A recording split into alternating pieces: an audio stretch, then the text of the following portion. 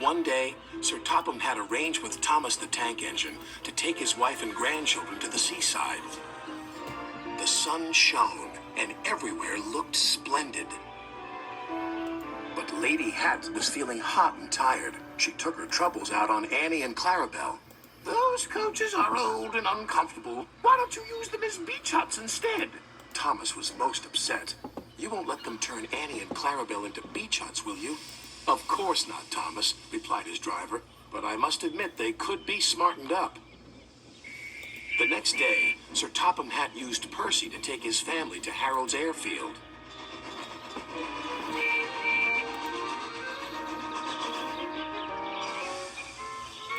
They were just about to board Harold when it happened.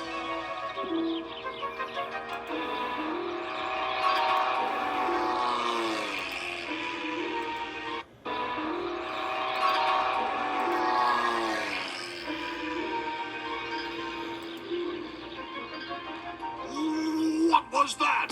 cried Sir Topham Hatt. "That's Tigermoth," grumbled Harold. "It's rude and flies much too low." "So I can see. Please take us up, Harold, before there's another disturbance." A few days later, Harold arrived at their holiday home with bad news. "It's Tigermoth," said Harold's pilot. "It's gone missing. Do you wish to join the search party with us?" "I think I'd better."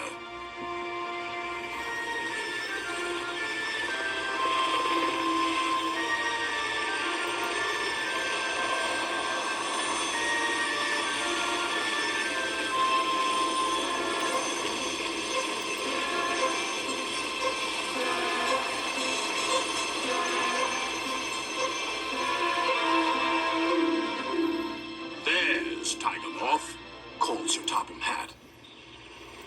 Then he spoke to the pilot. "You were showing off and flying dangerously." He spoke to the pilot. "You were showing off and flying dangerously. I will speak to your controller and request that you are grounded." "Yes, sir," replied the pilot. "Now, if you'll excuse me, I shall return to my holiday." "Jolly good idea, sir."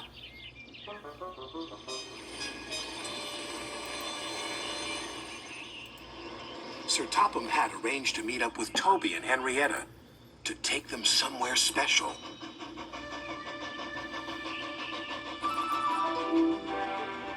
They arrived at a small river inlet.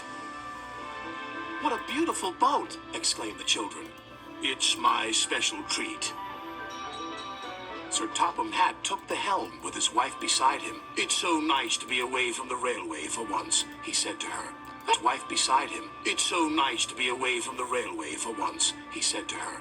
"And far cleaner," she replied. But life on the river is very different from that on the rails.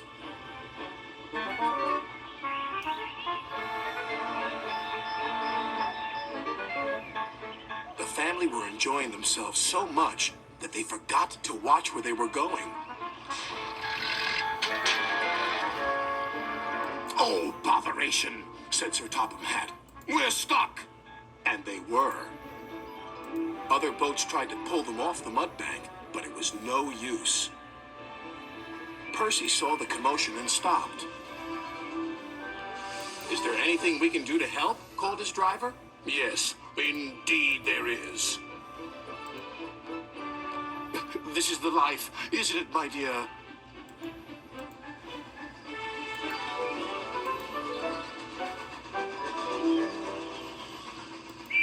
Soon they arrived at a small station.